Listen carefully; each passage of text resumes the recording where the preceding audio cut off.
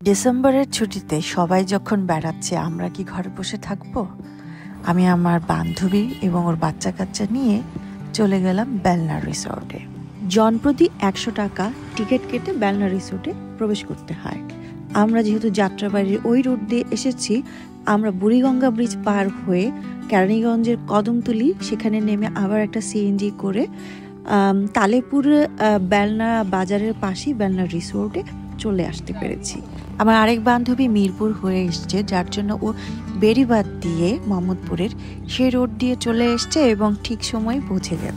শুরুতেই ওদের আসলে রেস্টুরেন্টটা পড়ে যেখানে বিভিন্ন ধরনের খাবার দাবার পাওয়া যায় এবং এখানে একটা বারবিকিউ প্লেসও আছে এবং এই কাছেই হচ্ছে গিয়ে ওদের কিছু বসার প্লেস আছে।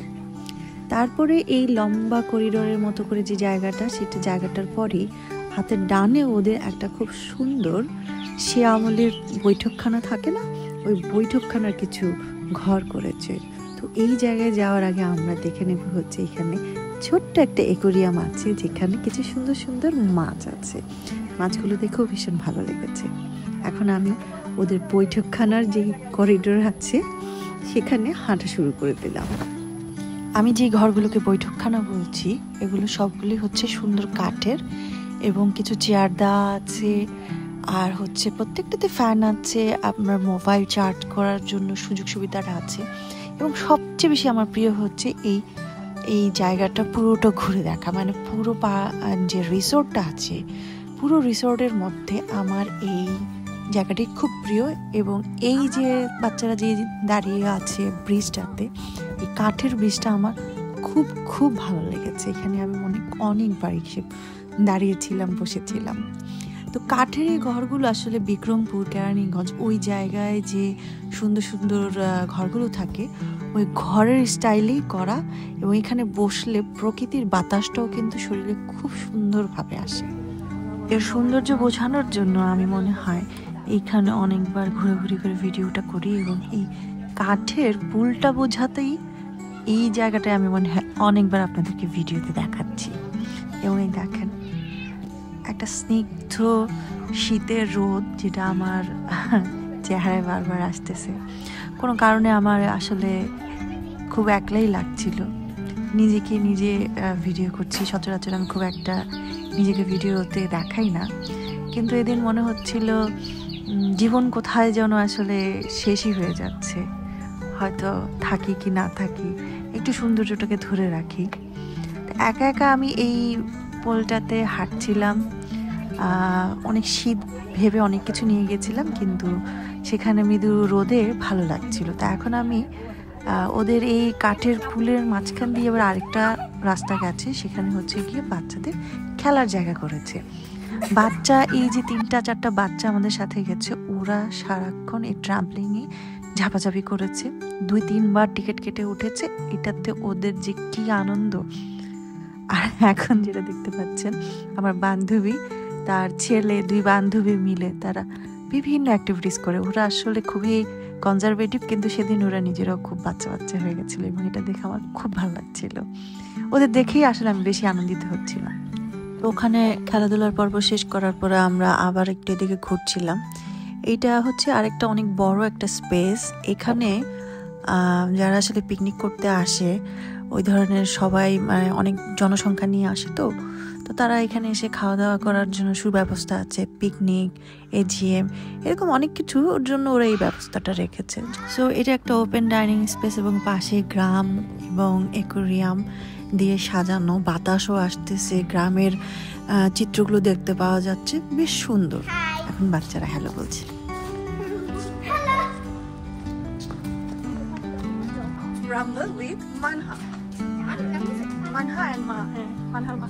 আমার বান্ধবীর বাচ্চাদের প্রশ্ন হচ্ছে কি আমি এই ভিডিওগুলো কোথায় ছাড়বো, তো আমি ওদেরকে বলছিলাম রাম্বেল উইথ মানহা মা, সেখানে আমার ইউটিউব চ্যানেলে এই ভিডিওগুলো যাবে। তো ওরা এখানে আসলে খুব দৌড়াদৌড়ি ঝাপাঝাপি করছিল। ওখানের খেলাধুলার পরে ওরা এখানে এসে একটু রেস্ট নিচ্ছে, আর আমি ওদের সাথে ভিডিও করছি, দেখছি। ভালোই। এখানে একটা সুন্দর পুকুর আছে, এটা আসলে লেকের মতো, এবং একটা যে রাস্তাটা গেছে চারিদিকে অনেকগুলো ভিন্ন ভিন্ন গাছ আছে, তবে যেটা বাগান বিলাস, তারপরে হচ্ছে গাধা, হ্যাঁ, এরকম অনেক শীতের এবং বড় বড় গাছগুলো ওরা লাগিয়ে এই রাস্তাটাকে, যেটা পুকুরের পাড় বলে, সেই পাড়টাকে খুব সুন্দর করে ওরা সাজিয়েছে এবং বসার সিটগুলো দিয়েছে। আমি আসলে একা একা হাঁটছিলাম এবং আমাকে ভিডিও করছিলাম, বাট এইখানে আশেপাশে বেশ কিছু কপতিরা থাকে, ওরা আসলে আতঙ্কেই থাকে যে ভিডিওতে ওরা না চলে আসে, বাট আমি সেই ব্যাপারে খুবই সচেতন। একাই হাঁটছিলাম আর একটু রোদ মাখা এই সুন্দর গাছগাছালির মধ্যে ভিডিও করছিলাম। রিসোর্টটা আসলে ইকো পার্ক এবং এখানে গাছগাছালি দিয়ে খুব সুন্দর করে ওরা করার চেষ্টা করেছে। তো আমার কাছে এই মাঝখানের যে রাস্তাটা, এটাও বেশ ভালো লাগছিল। এখানে যে বসার জায়গাগুলো আছে, গাছের ছায়াও পাওয়া যায়, রোদও পাওয়া যায়, বাতাসও পাওয়া যায়। আর একা একা ভাবতে ভাবতে কেনই যেন মাঝে মাঝে মনে হয় রাজ্যের সব চিন্তা মাথায় চলে আসে, কোথাও যেন কি পেয়েছি, কি হারিয়েছি, এরকম বহু চিন্তা থেকে আবার চলা শুরু করে দিলাম।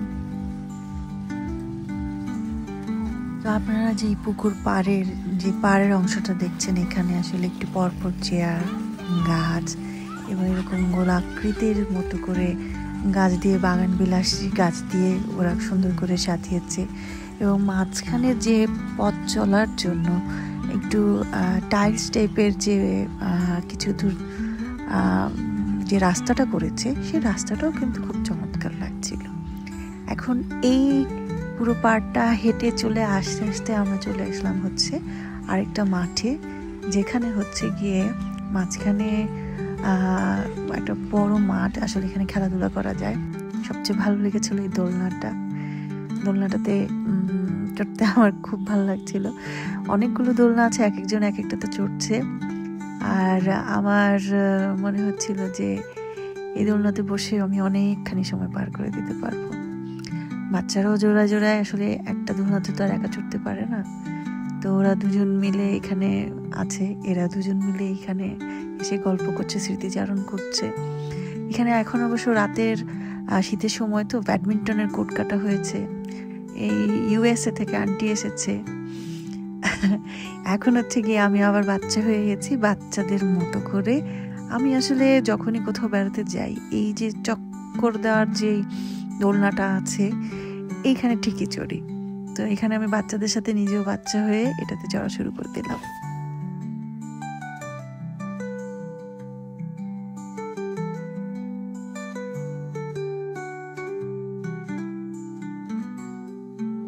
আন্টি আমাদেরকে নাস্তার অফার করলো এবং আন্টি ট্রিট দিয়েছে।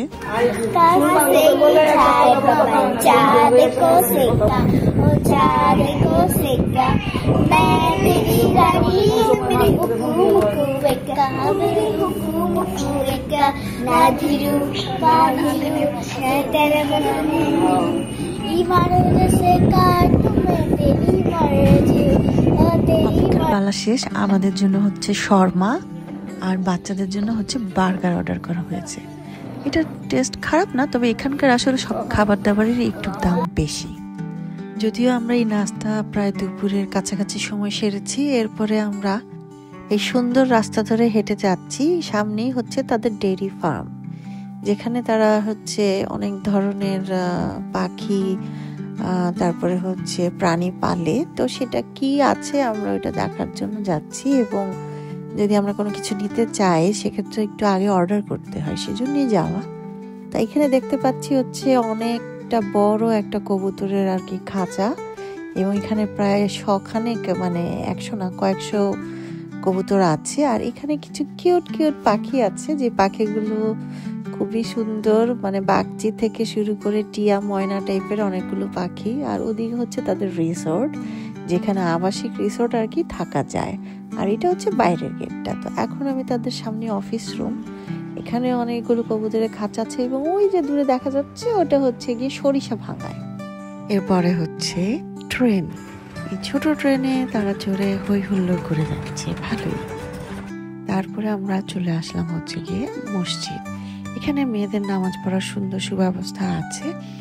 নামাজের ঘরটাও আমার কাছে খুব ভালো লেগেছে। একদম তাদের যে একটা লেক আছে, লেকের উপরে টিনের চালে ফ্যান, নামাজের সুব্যবস্থা, ওজুরও জায়গা আছে। ভালো লাগার বিষয়, কোথাও গেলে নামাজটা যদি সঠিকভাবে পড়া যায়।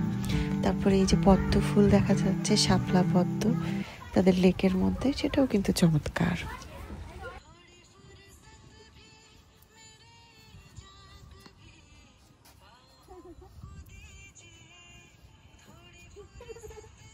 বাহ,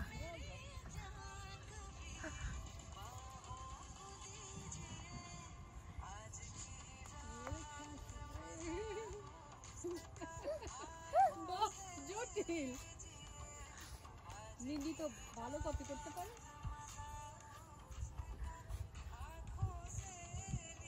এগুলো কেমনি আমরা কি পাঠান না তো এগুলো স্কুলে স্কুলে ভালো দূরে গান গাই আমি ভিডিও আমার পয়লা আছে তখন।